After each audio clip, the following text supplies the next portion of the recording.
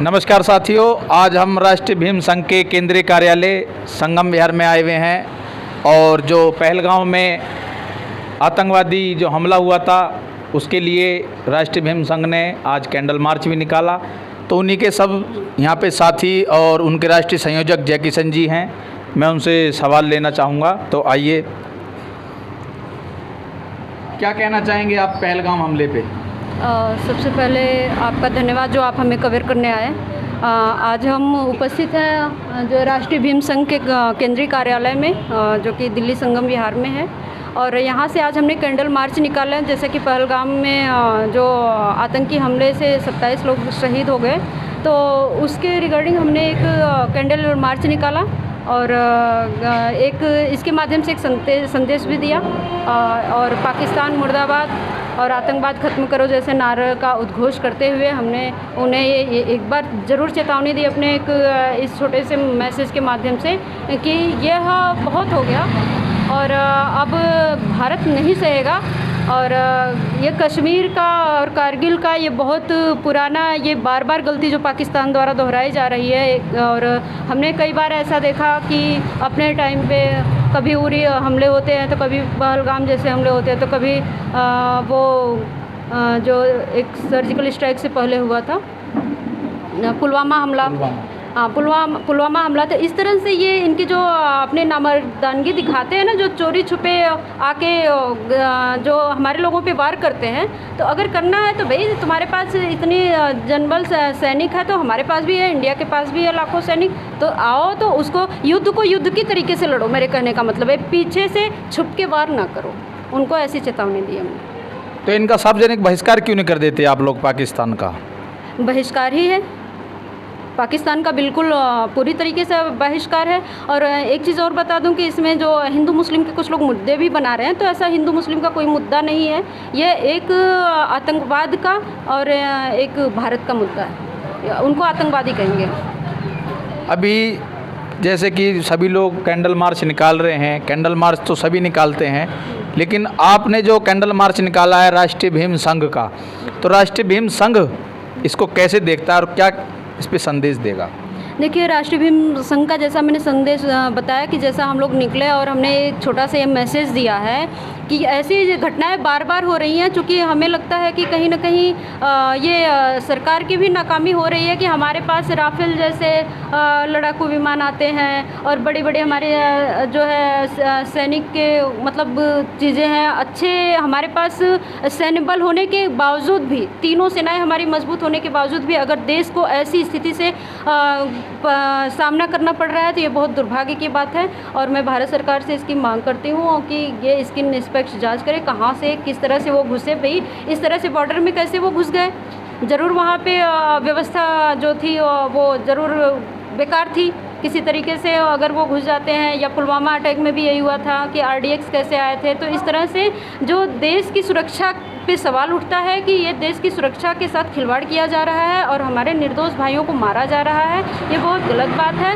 और मुझे कहीं ना कहीं ऐसा लगता है कि जो केंद्र सरकार है मौजूद की, उसका भी कहीं ना कहीं इसमें बहुत बड़ी ये विफलता होती है। क्योंकि जब भी कहीं चुनाव या इस तरह के कोई मुद्दे होते हैं, तो वो मुद्दे को भटकाने के लिए, लोगों का ध्यान भटकाने के लिए एक नया इस तरह का मुझे लगता है सरकार का हाथ होता है, ऐसे घटनाओं को अंजाम देते हैं। और एक चीज़ है, वो कहावत है राहत इंदौरी साहब ने कही थी 2 लाइन की, सीमा पे इस तरह से कोई ज़्यादा तनाव चल रहा है क्या, ज़रा पता करो कहीं चुनाव चल रहा है क्या। तो चुनावी जो है सरगर्मियाँ आ रही हैं, बिहार में चुनाव होने वाले हैं, तो हो सकता है कि मुद्दे से मुद्दे को भटकाने के लिए सरकार की नई साजिश हो, जिसमें हमारे निर्दोष भाइयों की हत्या हुई है। ये चुनावी मुद्दा है, क्या आप इसे चुनावी मुद्दा मानते हैं? देखिए, भारत सरकार जब बीजेपी सरकार आई, तब हिंदू मुस्लिम के मुद्दे हुए, तब हमारे देश पर अटैक हुए। चाहे तो राम मंदिर का मुद्दा ले लीजिए, चाहे RDX का ले लिए, चाहे कईयों घटनाएं हुई, लेकिन जब चुनाव आते हैं तभी ऐसी घटनाएं अवश्य होती हैं। ये देखा है और इतिहास उठाकर देखा है, तब हमें पता लगा कि ये इलेक्शन आते हैं, उसी पीरियड में कुछ समय पहले ये स्टार्ट कर दिया जाता है। आरडीएक्स आया, आज तक अभी तक सरकार ने ये निष्पक्ष जांच नहीं करके दे पाई कि ये आरडीएक्स कौन लेके आया, कैसे लेके आया, कहाँ से आया। क्योंकि अभी कुछ समय पहले लोग कहते हैं क्या मजदूर को विधायक बुला सकता है? नहीं बुला सकता है। विधायक को बुलाने के लिए पैसा खर्च होगा, विधायक की गाड़ियाँ खड़ी करने के लिए जगह चाहिए, लेकिन मजदूर के पास तो जगह नहीं है, मजदूर के पास तो खाने के लिए भी पैसे नहीं हैं, तो वो विधायक को क्या से व्यवस्थाएं कर पाएगा। तो इसलिए विधायक को बुलाने के लिए पैसे वाले ही बुलाते हैं। इसी तरह आतंकियों को बुलाने के लिए भारत के ही आतंकी हैं वो बुलाते हैं। यानी कि भीतरी घात करने जो हैं, जो भीतर का घात कर रहे हैं उनका हाथ है, यानी कि घर में ही हमारे विभीषण बैठे हैं। नमस्कार जी, जय किशन जी, कैसे देखते हैं आप इसको? जय भीम। सर, इसमें देखने के लिए अगले पर्दे से और पिछले पर्दे से अगर देखा जाए तो इसमें बहुत कुछ दिखाई देगा। अब तो लोग ये कहने लगे हैं सीमा पर तनाव है, नहीं जा कर के देखो भारत में कहीं चुनाव है। ये कोई नया आतंकवादी घटना नहीं है। इससे पहले संसद पर हमला हुआ, उस समय सरकार बीजेपी की थी।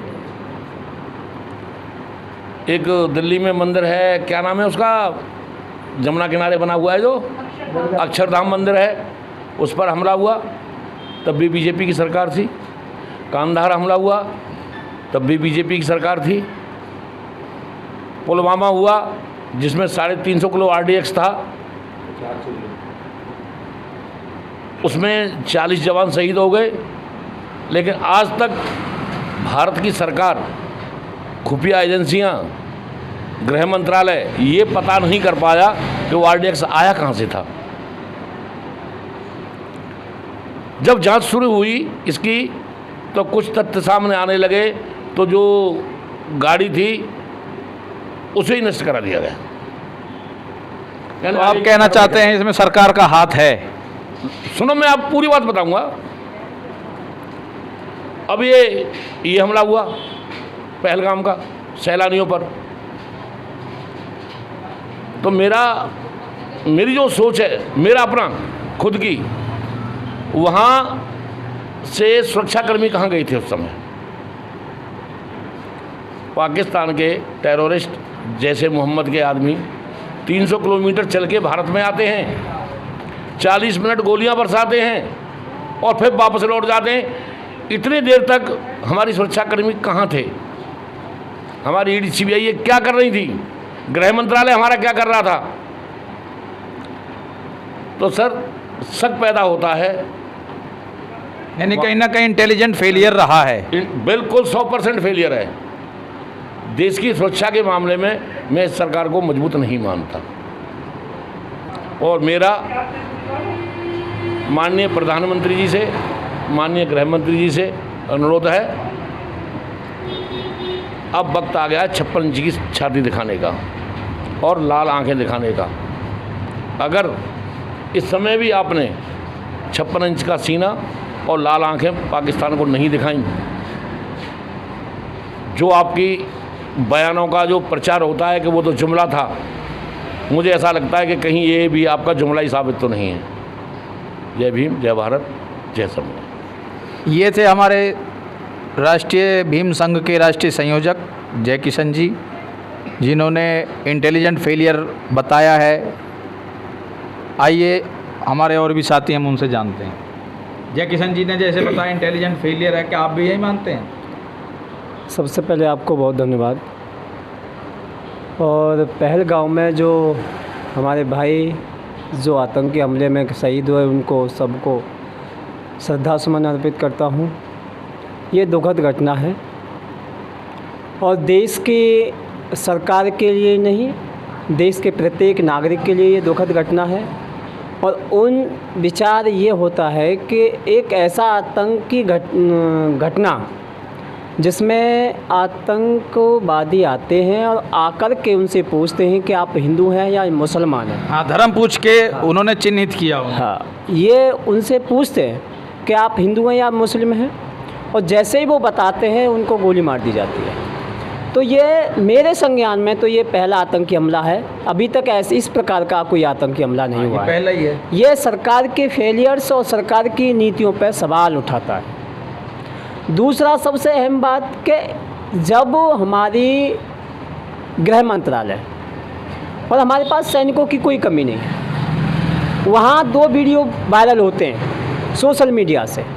एक बच्चा है, वो कहता है कि आतंकी आते हैं, रुकते हैं, रुकने के बाद आधा घंटे वो पूछते हैं और पूछ कर गोली मारते हैं। दूसरा एक फौजियों का मतलब सैनिकों का वीडियो वायरल होता है, वो आपसी चर्चा करते हैं और वो ये पूछते हैं कि हमारे जो कमांडर थे वो कहाँ गए थे, हमें बेसिक जो सुरक्षा होनी चाहिए वो हमारे पास नहीं थी, बेसिक जो हथियार होनी चाहिए वो हमारे पास नहीं थे, जो बेसिक जो सुविधा हमारे पास होनी चाहिए थी वो नहीं थी। तो ये दोनों वीडियो बड़ा अगर हम देखेंगे तो यहाँ हमें स्पष्ट नज़र आता है। और तीसरा अहम बात कि जब हम कोई आतंकी पाकिस्तान का मुद्दा लाते हैं, इससे पहले पुलवामा में हुआ, उसके बाद ये पहलगाम में हुआ, हम इसको राजनीतिक मोड़ न दें तो हम अगर तहकीकात में जाएं, इसके विश्लेषण पे जाएं, तो इस बीजेपी गवर्नमेंट में हमेशा ये हुआ है कि जब किसी स्टेट में इलेक्शन होता है और उन्हें अपनी सीट को बचाना होता है तो निहत्थे निर्दोष लोगों को बलि का बकरा बनाया जाता है। तो ये देश के लिए और ये देश, इस देश का संविधान कहता है कि देश के हम भारत के लोग समता बंधुता भाईचारे के आधार पर इस देश के सिख मुस्लिम सभी हर प्रत्येक नागरिक समता बंधुता के आधार पर हम इस देश का अमन चैन के साथ इस देश को आगे बढ़ाएंगे। क्या इस देश में जब देश आज़ाद हुआ था तो किसी वर्ग विशेष के लोग थे?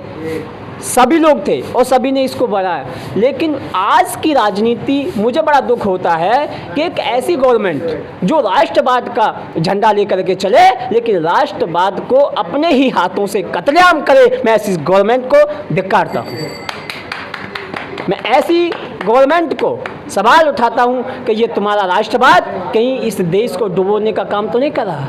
कहीं ये राष्ट्रवाद, तुम्हारा खोखला राष्ट्रवाद कहीं इस देश को कहीं ना कहीं गर्त की ओर ले जा रहा है, विनाश की ओर ले जा रहा है। हम ऐसे राष्ट्रवाद के विरोध में हैं और जब तक इस देश में समता बंधुता भाईचारे के आधार पर इस देश के लोकतंत्र में लोकतंत्र के हित में काम नहीं होगा, इस देश में इसी प्रकार की आज की जो वर्तमान सरकार इसी प्रकार के आतंकवादी हमले करवाती रहेगी। आपने देखा कि वहाँ बिलबला रहे हैं, वो रो रहे हैं, उनके परिवार वाले रो रहे हैं, लेकिन वहाँ कोई सुरक्षा व्यवस्था नहीं है। और लेकिन वहीं दूसरी देखते हैं कि उसी दिन इस देश के प्रधान सेवक जो अपने 56 इंच का सीना बताते हैं वो जाकर के बिहार में चुनावी रैली करते हैं। तो कहीं क्या है ये? आपको वहाँ जाकर के हमदर्दी जतानी चाहिए थी, वहाँ गृह मंत्रालय को सैनिकों को भेजना चाहिए था, वहाँ फोर्स लगानी चाहिए थी। ये क्या है? तो मेरा देश के आपके चैनल के माध्यम से देश के तमाम मेहनत मजदूर किसान महिलाओं को मेरा अपील है कि इस देश की शांति व्यवस्था के लिए आप जातिवाद का विरोध करते हुए, इस हिंदू मुस्लिम का विरोध करते हुए इस सरकार की नीतियों को समझना है और इस देश में आतंकी हमले जो हो रहे हैं वो साजिश का शिकार न बने। इस देश की और सत्ता को, इस देश की सरकार को आईना दिखाने का काम करें, हमारी ये आपसे अपील है। और मैं चाहता हूँ कि वो बड़ा दुखद घटना है, ये पहलगाम का जो आतंकी हमला है बड़ा दुखद है और देश की किसी भी पार्टी, किसी भी संगठन इस प्रकार के हमले को चिंता व्यक्त करते हैं और चिंता के साथ साथ हम चाहते हैं कि इसको राजनीतिक मुद्दा न बनाया जाए। इस पर जांच हो और सीबीआई जांच हो और जब तक इस पर जांच न हो, चाहे उसमें कोई सरकार का नुमाइंदा हो, चाहे कोई अन्य कोई आतंकी हमला हो, इस आतंकी होता है, टेररिस्ट होता है, मुजरिम होता है, चाहे वो देश का हो, चाहे वो विदेश का हो, चाहे वो हिंदुस्तान का हो, चाहे वो भारत का हो, चाहे वो पाकिस्तान का हो। उसके जिस तरीके से उसने जुर्म किया है उसी भाषा में उसको सबक मिलना चाहिए। ये राष्ट्रीय भीम संघ के केंद्रीय कार्यालय से आप देख रहे थे, इनके पदाधिकारी हैं जो बड़े रोषो खरोश में हैं उस पाकिस्तान से जो उसने दुस्साहस किया है, उसके लिए भारत सरकार से अपील करते हैं कि उसे मुंह तोड़ जवाब दिया जाए। और ये सारे लोग बड़े गुस्से में हैं और होने भी चाहिए, क्योंकि जब बात देश पे और राष्ट्र पे आए तो सब एक हैं। वैसे अपनी अपनी विचारधारा है, लेकिन जब बात देश पे आएगी तो ये सारे एक हैं। यही हिंदुस्तान है। जय भीम, जय भारत। कैमरामैन राजू कुमार के साथ मयंक प्रधान।